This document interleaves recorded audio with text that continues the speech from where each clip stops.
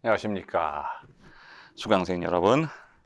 오늘은 제 11주차 과학과 종교 여러분 책 208페이지 꼭대기 지난 시간에 이어서 빅뱅 이론. 이 빅뱅 이론이라고 하는 것은 아인슈타인의 상대성 이론에서 출발했죠.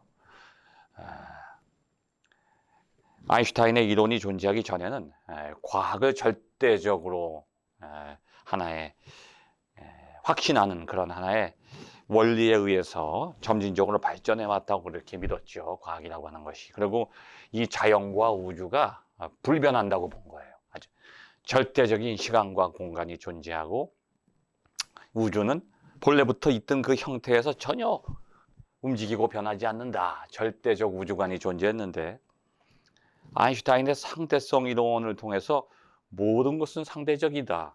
모든 것은 변한다. 이러한 하나의 원리가 물리학 안에 들어가면서 천체 물리학도 바뀌는 거예요. 우주가 영원히 그 모습으로 존재하는 게 아니라 우주도 인간처럼 시작이 있고 끝이 있고 변한다. 그래서 아인슈타인의 이론이 충격을 준 거예요. 정적 우주관념, 절대적 우주관념에 대해서 완전한 하나의 새로운 패러다임을 제시한 거죠. 자, 그게 바로 빅뱅 이론이에요. 빅뱅 이론이라고 하는 것은 우주가 탄생했다, 시작이 있다. 그리고 지금도 고정되어 있는 것이 아니라 영원불변하는 것이 아니라 지금도 우주는 움직이고 있고 팽창하고 있다는 거예요. 자, 근데 이걸 아인슈타인의 이러한 생각과 빅뱅 이론에 대해서 사람들이 처음에 거부했어요. 그런데 시간이 지나면서 여기 책의 208페이지 셋째 줄 보면 기상학자 프리드먼. 자, 이 프리드먼이 자신의 방정식을 풀어나가면서 상대성 이론을 지지하기 시작해요. 그 상대성 이론이 이제 처음에는 좀 이상하다. 아인슈타인은 아주 이상하게 봤다가 아인슈타인의 원리가 받아들여지기 시작합니다. 그래서 이 프리드만의 방정식에서는 팽창과 수축의 주기를 제시한 거예요. 우주 안에 팽창과 수축이 끊임없이 반복되고 있다. 그 주기가 있다는 거죠. 그런데 과학계에서는 아직도 그걸 받아들이지 않았어요. 그러다가 이제 1889년 얼마 안 돼요. 뭐 물론 오래되기도 하지 100년이 넘었지만 허블이라고 하는 사람 1889년에 태어나서 53년에 죽었는데 이 허블 망원경이 제작돼요. 허블 이 사람의 이름을 따서 요즘에 천체 물리학에 아주 혁명적인 발전을 가지고 왔죠. 허블이라고 하는 사람이 천문관측의 시대를 열면서 팽창하는 우주가 팽창한다는 거예요. 그 은하계의 스펙트럼의 적색이동, 이 적색이동이라고 하는 것이 결국은 우주가 팽창하는 증거라는 거예요. 자, 그러면서 사람들이 점점 상대성 이론에 기초한 빅뱅 이론 쪽으로 이제 천체 물리학이 기울어지기 시작해요. 그러다가 1964년 뉴저지의 벨 연구소에서 여기 무선 안테나 실험을 하던 펜지어스와 윌슨은 이 안테나에서 자꾸 잡음이 들리는 것을 이게 도대체 아무리 조정을 해도 왜 안테나에 자꾸 잡음이 들리나? 이게 지상에 있는 어떤 전파 때문에 그런 것이 아니다. 새들이 또 건드려서 그런 것도 아니고. 자, 빅뱅. 우주가 팽창하면서 거기서 생겨나는 폭발. 우주의 폭발에 의한 남아있는 남아있는 그 빛과 에너지. 그것이 지금 지구에 부딪혀서 안테나의 잡음을 만들어낸다고 하는 것을 밝혀낸 거예요. 그래서 이 자연 속에 존재한 이 방사선이라고 하는 것이 바로 우주가 팽창하고 폭발했다고 하는 증거라는 거예요. 그 흔적이 지금 방사선으로 남아서 지금 지구에서 영향을 주고 있다고 하는 거죠. 그래서 우주는 시작이 있다. 그리고 팽창됐다. 팽창한다. 그래서 아마 기독교의 창조론하고 이게 우주의 시작이라 어느 정도 일맥상통하는 부분도 있다고 사람들은 그렇게 해석하게 됐습니다. 자, 그것이 이제 빅뱅 이론, 우주론, 우주를 해석하는 이론 중에 하나가 빅뱅 이론이 있고, 또 우주를 해석하는 또 하나의 이론은 인류 원리. Anthropic Principle. 인류 원리라기보다는 어떤 인간적 원리. 인간이란 말이 여기 들어가는 것은 결국은 인간이 가지고 있는 그 이성과 합리성처럼 자연 질서 속에도 어떤 합리성, 규칙이 존재한다는 거예요. 어떤 규칙이냐? 여러분, 이게 우연인지 어쩐지 모르지만 이 대기의 온도, 대기의 밀도, 이 대기 속에, 공기 속에 있는 그 질소, 산소, 이산화탄소, 그런 것들의 그 분포, 비율, 그런 것들이 지금 일정하다는 거예요. 그 태양의 그 광선의 에너지 양, 자외선의 그 세기, 거기서 수치가 조금만 빗나가도 생물체는 존재할 수 없는데 그 모든 것들이 너무나도 완벽하게 맞아떨어진다는 거예요. 이것을 뭐라고 그러냐면 자연상수라고 그래요. 자연상수. 이 자연과 우주 속에는 어떤 일정한 규칙이 있다는 거예요. 수학적으로 아주 확고한 규칙적인 비율이 있다는 거죠.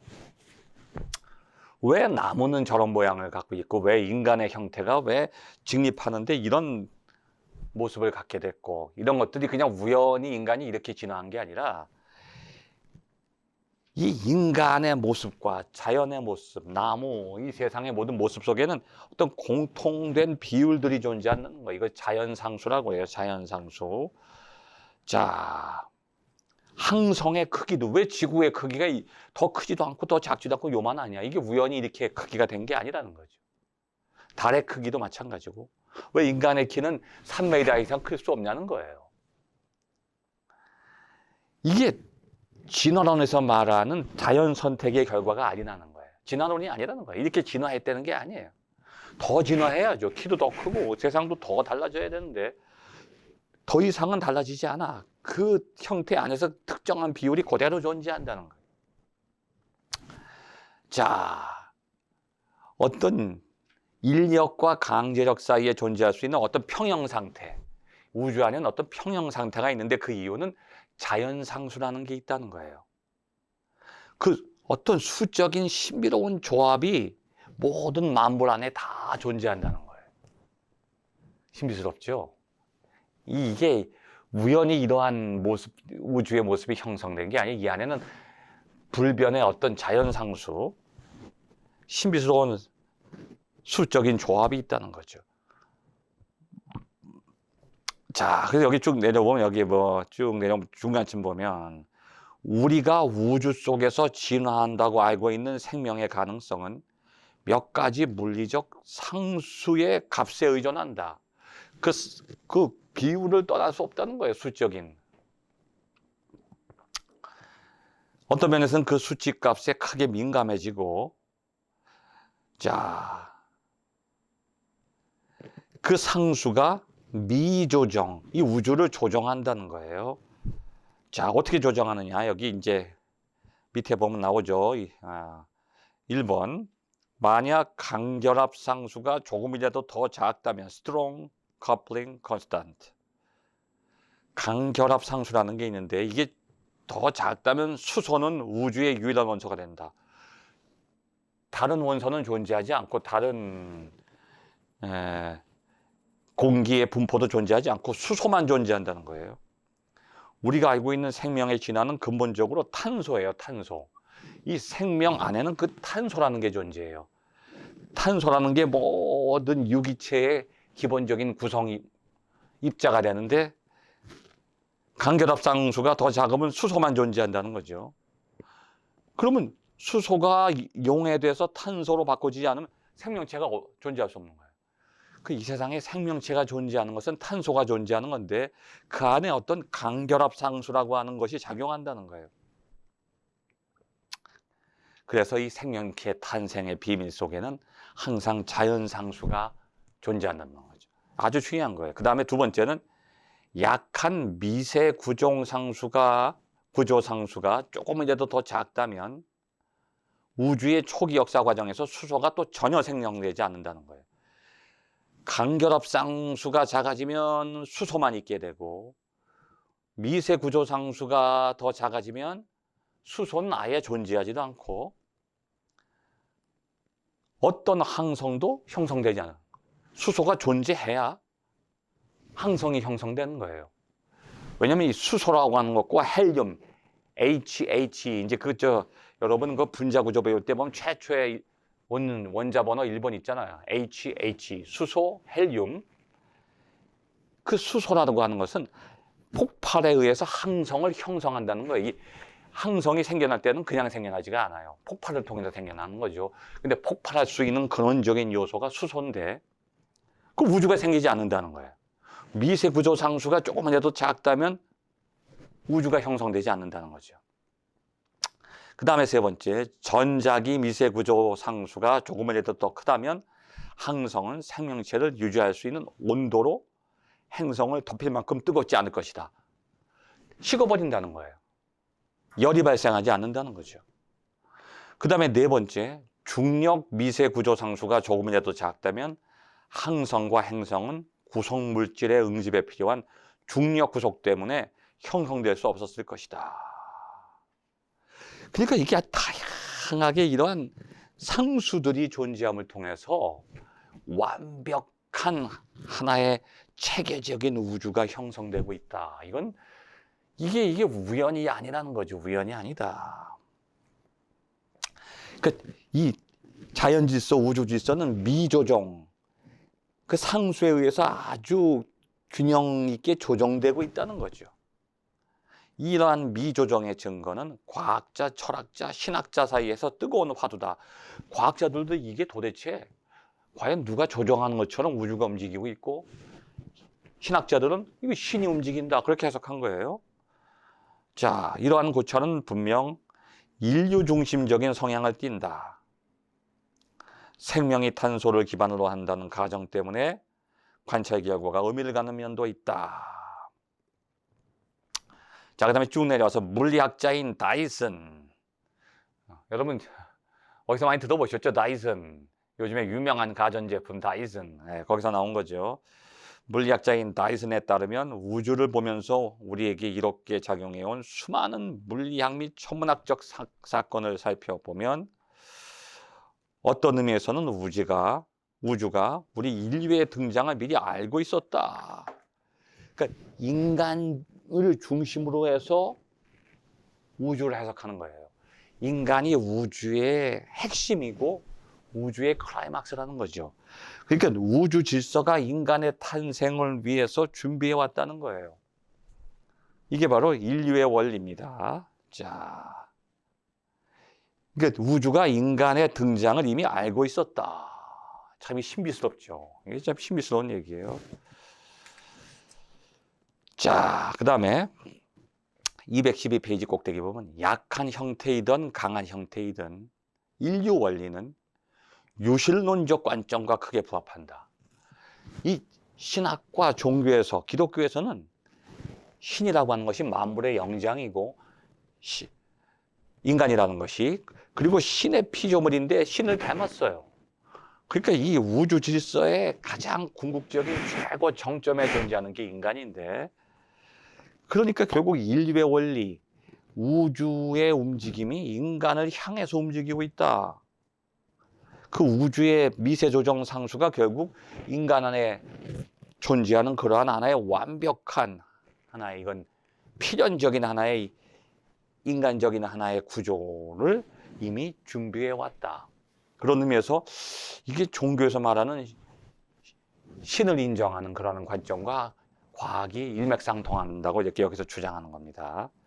기독교인과 같이 창조론을 신봉하는 유실론자라면 우주의 미조정, 아주 미세한 조정, 이것이 그간 학수고대에 온 자신의 종교적 믿음에 대한 반가운 증거다. 이 종교인들, 기독교인들은 이거 봐, 신이 있잖아. 이 우주가 이게 스스로 움직이는 게 아니야. 그 안에 있는 작은 섬세한 이런 하나의 원리들은 이거 다 신의 존재를 증명하는 거야. 이렇게 해석하는 거죠. 자,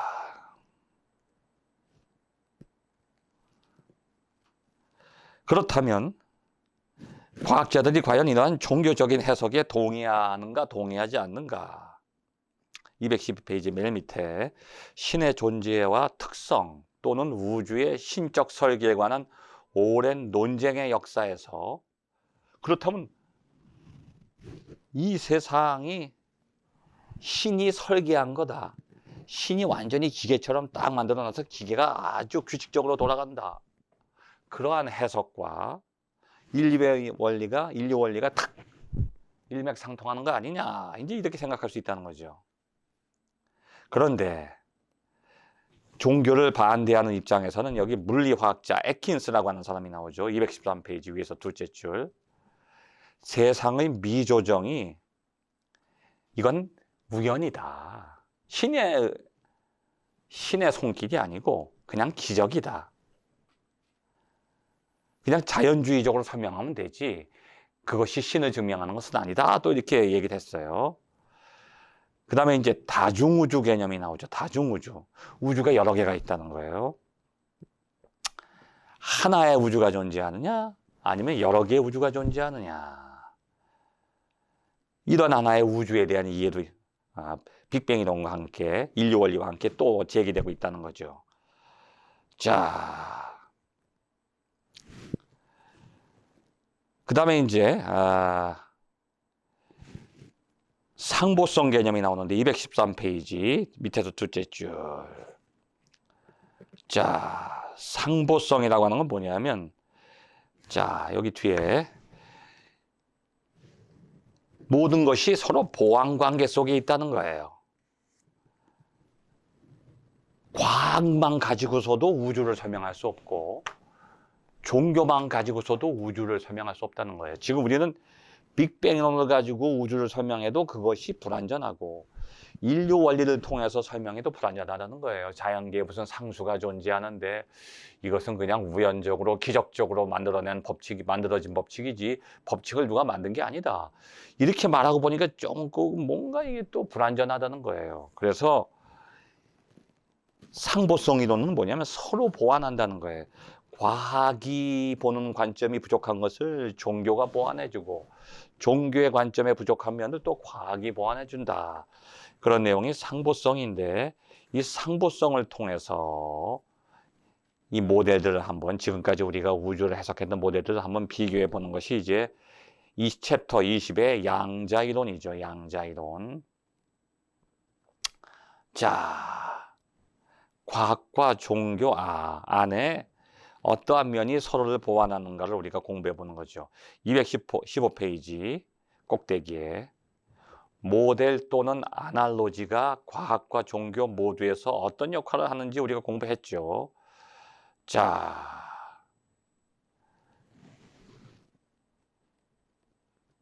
어떤 계통의 행위를 나타내기 위해서는 둘 이상의 모델이 필요하다고 판단하면 어떨까?